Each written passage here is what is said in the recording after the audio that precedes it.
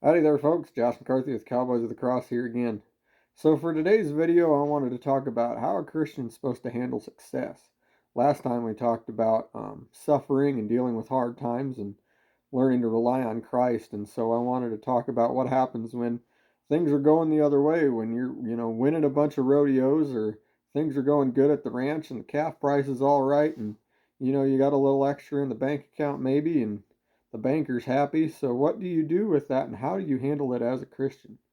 Well, I want to start off with saying a lot of people have this misconception about money. They want to think of it as that money is the root of all kinds of evil, when actually that verse says that the love of money is the root of all kinds of evil. They forget that part about how it's not the money itself. Money is a tool, just like anything else. It's like your rope or your rodeo gear or your gun or whatever. It's a tool to be used, and it can be used for good things or bad things.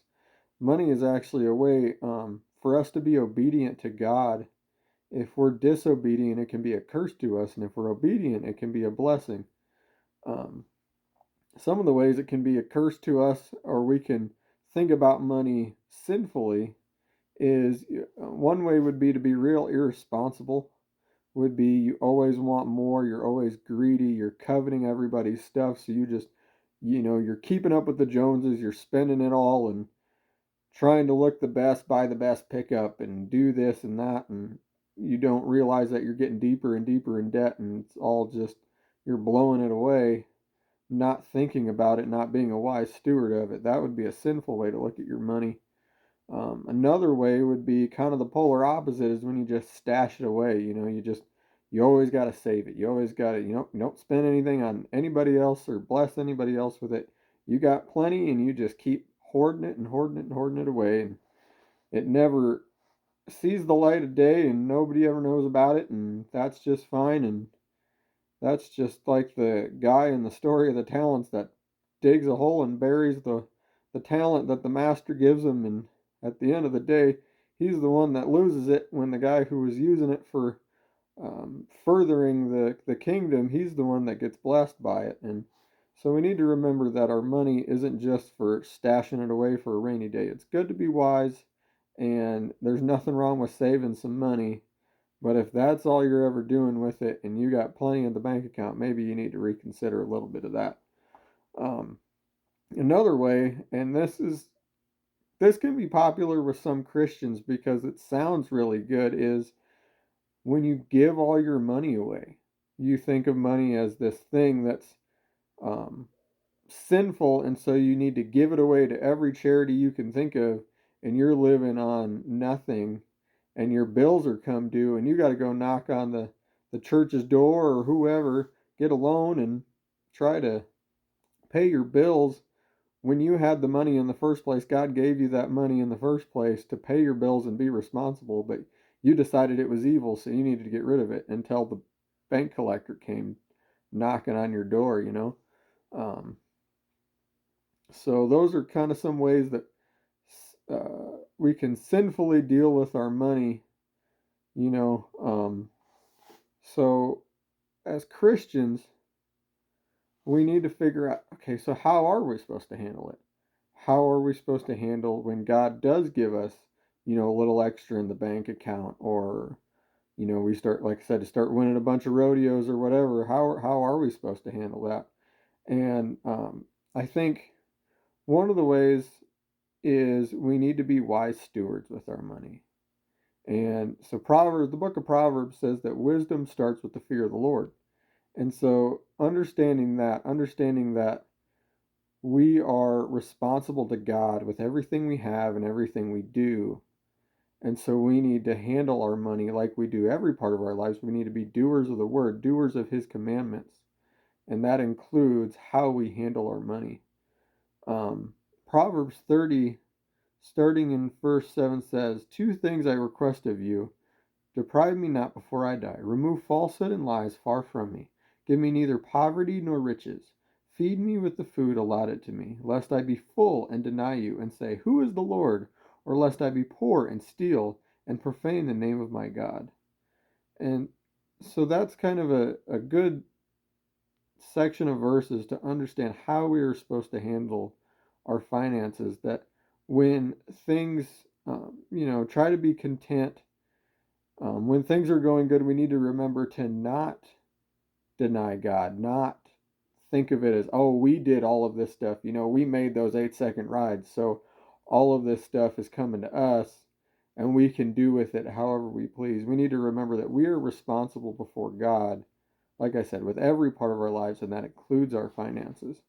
And so, one point I would suggest that we do with our things we do with our money is we need to be responsible. We need to take care of our family, take care of the bills that we have, not just, oh, we got all this entry fee or got all these winnings and now we can go enter all those rodeos while our family's sitting at home eating chips and crackers and beans, not living on much, and the bill collectors are calling all the time because you don't have money to spend on your bills and your electrics and everything else, but you got money to go get gas and go to the next rodeo. That's not responsible. That's not godly at all. That's sinful and selfish. And we need to remember that. I remember days when I was rodeoing and it was like, yep, you worked all week and you had enough money for your entry fees and gas on the weekends and took care of your bills and that was it, and didn't worry about the rest. And um, some of that I'm a little ashamed of. I mean, I think I did okay, but some of it I'm a little ashamed of. I think um, there were times where I wasn't a very wise steward of my money, and I think we need to remember that God calls us to be responsible. We are responsible to Him for, like I said, everything. Another thought is we have to be responsibly charitable. We need to make sure we're giving money to our local churches that we're involved with. We need to make sure we're the Bible calls us to be joyful givers. It does call us to bless the poor, to take care of the widow and the orphan, and those less fortunate than us. And we need to do that while also making sure we got our bills taken care of. And just being, like I said, responsible with that idea of giving to charity and giving to missions, giving to the furthering of the gospel. Um, if we get that access, it's a way God is blessing us with that access to bless others as well as take care of the things that we need to take care of. And finally, and this pretty much sums it up, is we need to glorify God with it. And that pretty much encapsulates everything. That encapsulates taking care of our families and taking care of our churches. And um, there's nothing wrong with, if you run a business or a ranch or something like that, there's nothing wrong with growing your ranch and growing that business, especially if it includes things like, you're going to be blessing others with that. You're going to be um, getting, if you need to get more employees, you're blessing people with employment or things of that nature. Like, there's nothing wrong with furthering those things, your own pursuits, as long as they're done in a godly and responsible way. And I would say, last but definitely not least, whatever situation you're in, whether it is time of suffering or a time of success, is we need to be content. Everybody's favorite verse is Philippians 4:13, but we kind of forget the context that that's in. We take the verse that um, I can do all things through Christ who strengthens me, and we apply that to everything we can think of, whether it's the rodeo we're going to go ride in, or our day's work, or maybe we just entered that horse roping, and things are, God's going to do it for me, and because I can do all things through Christ that strengthens me. And we forget the verses before it and after it.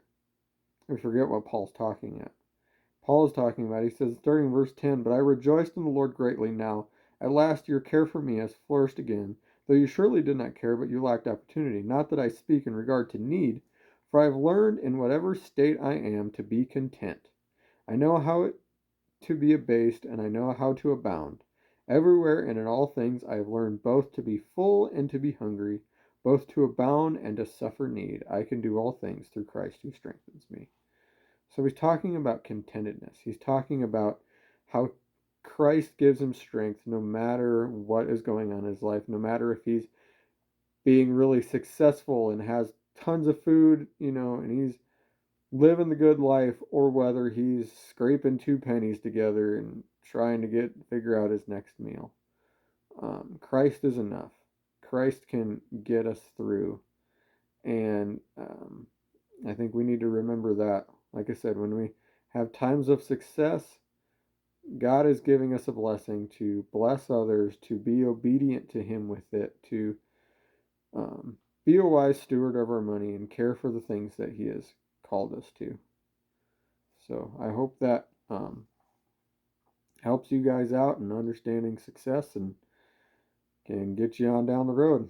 Adios. We'll catch you later.